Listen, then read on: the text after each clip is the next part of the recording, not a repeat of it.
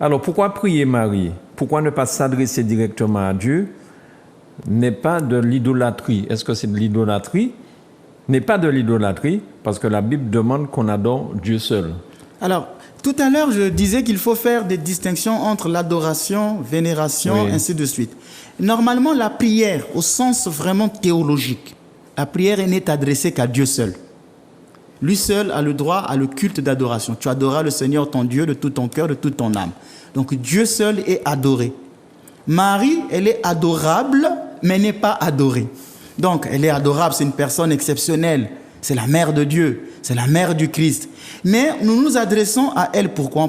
En fait, on doit dire que c'est une demande d'intercession. C'est ça. Ce n'est pas une prière en tant que telle, c'est une demande d'intercession. Les mêmes pasteurs qui disent « Pourquoi vous adressez à Marie ?» Mais les mêmes pasteurs, les fidèles, voient ces pasteurs leur disant « Pasteur, prie pour moi ». Cela veut dire que le fidèle a adoré le pasteur. Il fait une demande d'intercession. « Mon pasteur, prie pour moi ».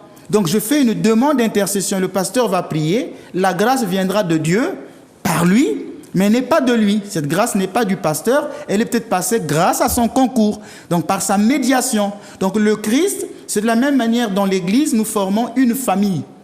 Nous sommes une famille dans le Christ. Le Christ a dit, afin que là où je suis, vous y soyez vous aussi. Donc le Christ rassemble tous ses frères dans le ciel. Et quand vous lisez Apocalypse chapitre 4, il est dit que j'ai vu un ange encenser l'autel de Dieu. C'était la prière de tous les saints. Donc dans le ciel, il n'y a pas que la prière du Christ. La médiation de Jésus n'est pas une médiation fermée. Quand les gens disent qu'il n'y a qu'un seul médiateur entre Dieu et les hommes, la médiation du Christ n'est pas une médiation fermée. C'est une médiation ouverte. Cette médiation du Christ ne se vit que dans la qualité qu'il a avec ses frères.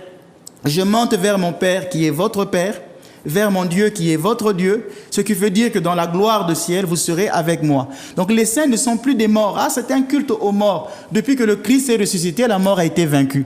On ne peut plus parler d'un culte aux morts, mais le culte aux saints, parce qu'ils sont toujours avec le Christ. Et en premier lieu se trouve la mère de Dieu, la Vierge Marie, qui est à la droite du Christ. Vous allez dire, mais comment vous pouvez dire à la droite du Christ? Eh bien oui, le psaume 45, verset 10 dit, ton épouse sera à ta droite. Et Salomon mettait toujours sa maman à sa droite. Donc dans l'iconographie, on représente la mère de Dieu à la place spéciale qu'elle a. Elle a une place spéciale auprès du Christ. C'est pourquoi le culte à Marie n'est pas le même que le culte aux saints. Parce qu'elle a une place spéciale. C'est pourquoi je vous disais que la Vierge Marie, je vous disais que le Christ exauce toujours toutes les prières de Marie. C'est pourquoi dans l'église orthodoxe, quand on fait beaucoup de prières, on invoque beaucoup la Vierge parce qu'on connaît la puissance de sa prière. Toutes les prières dans l'église orthodoxe, il y a toujours une mention à la Vierge Marie, à la Mère de Dieu. D'accord. Et c'est un petit peu aussi, on dit que pour s'adresser à Dieu, on passe par son Fils, par le Christ. Oui. On ne s'adresse pas directement à Dieu, il faut passer par Jésus. On peut s'adresser directement à Dieu. Mais tout à l'heure, je parlais de la notion de famille. Je m'adresse au Père, je m'adresse au Fils, je m'adresse à l'Esprit Saint. Nous sommes une famille. Il ne faut pas isoler le dialogue. Je m'adresse à la Vierge, je m'adresse à tel ou saint, parce que nous sommes devenus une famille. Oui, très bien. Alors, les images de Marie, de Jésus et des saints, n'est-ce pas de l'idolâtrie? Alors là encore, ce sont les protestants qui aiment lire le texte de Exode 20, verset 4. C'est dommage qu'on s'appuie que sur une partie de la Bible, mais on ne lit pas la Bible dans toute sa plénitude. Et vous allez remarquer qu'un défaut de ces églises, c'est qu'ils vont vous prêcher beaucoup sur Sarah, ils vont beaucoup vous prêcher sur Rebecca, ils vont beaucoup vous prêcher sur les femmes de l'Ancien Testament, mais très peu prêchent sur la Vierge Marie. Pourquoi cette Mario-phobie? Alors qu'elle est la mère du Maître, c'est la mère de mon roi, mais je devais l'aimer. C'est par elle que le salut nous est venu. Quand je vous ai dit que sans ce oui, le Fils de Dieu n'allait pas être incarné. Bien sûr. On ne peut pas être le frère de Jésus si on a pour mère Marie. C'est ce que dit Jésus, voici ton fils, voici ta mère. En d'autres termes, Marie, tu veux être ma mère, tu devrais aussi être la mère de tous mes frères, de tous les chrétiens. Et quand il dit fils, voilà ta mère, tu veux être mon frère, eh bien tu devras avoir aussi pour mère Marie. Maintenant, ce texte d'Exode 20, verset 4, tu ne feras pas d'idolâtrie, a été aussi mal compris. Vous savez qu'on peut être idolâtre sans avoir des images. Ces mêmes personnes qui disent que nous, dans nos églises, on n'a pas des images, donc on n'est pas idolâtre. Mais ils peuvent être idolâtres de l'argent. Chaque fois dans les prédications, c'est les dîmes, l'argent, l'évangile de la prospérité. On peut être idolâtre de sa propre image. Même si on n'a pas une image taillée, on peut être idolâtre de sa propre image. Ce verset a été mal compris. Quand on lit la Bible, il faut comprendre le contexte. après le décontextualiser et le recontextualiser. Quel est le contexte immédiat de ce chapitre? C'est que le peuple d'Israël sort d'Égypte. Dieu ne veut pas qu'il y ait une réminiscence des religions de l'Égypte, qui eux adoraient des images. Ça serait très grave pour le peuple de retomber dans cette religion. D'où il dit, tu ne feras point d'idole. Mais la pédagogie de Dieu ici en fait, Dieu fait de la pédagogie, parce que plus tard, il autorisera ce culte des images. C'est comme quand vous dites à un enfant, tu ne sors pas. Ça ne veut pas dire qu'un jour vous ne lui autoriserez pas. Vous vous dites, c'est encore un enfant, il ne connaît pas les dangers de dehors, il n'a pas encore assez de maturité, je dis non. Mais plus tard, vous lui accordez la permission. Dieu fait de la pédagogie. Exode 25, verset 17, Dieu va commencer à demander au peuple de fabriquer des statues dans le temple.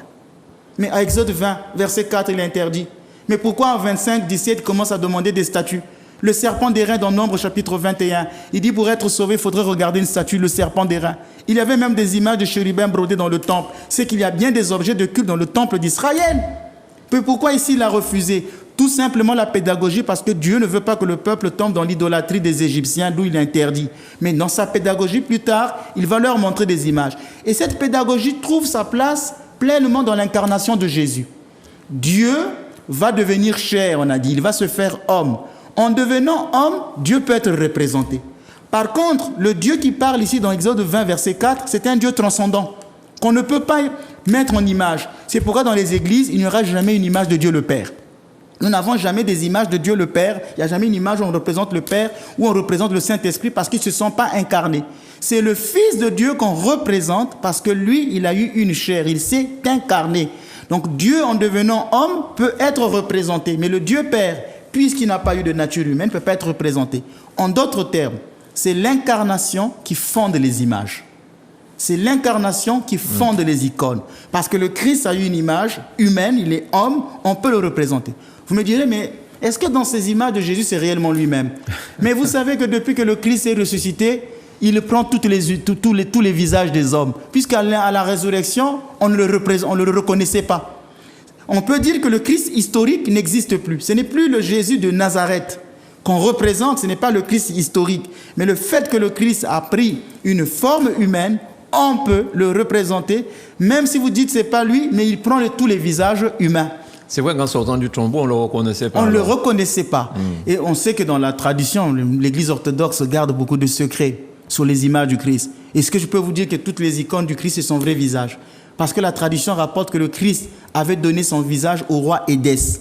Il avait pris un linge, il a collé sur son visage, et ce visage est resté collé. Sur le visage, on a ramené ce tissu à Édès, qui a vu le vrai visage du Christ. Et ce tissu est gardé dans l'Église orthodoxe.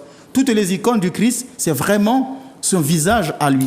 Et vous savez que la Vierge Marie, par exemple, fut peinte par l'évangéliste Luc. Ça, les gens ne le savent pas. C'est le premier peintre de l'image de la Vierge, c'est Luc. Et le visage de la Vierge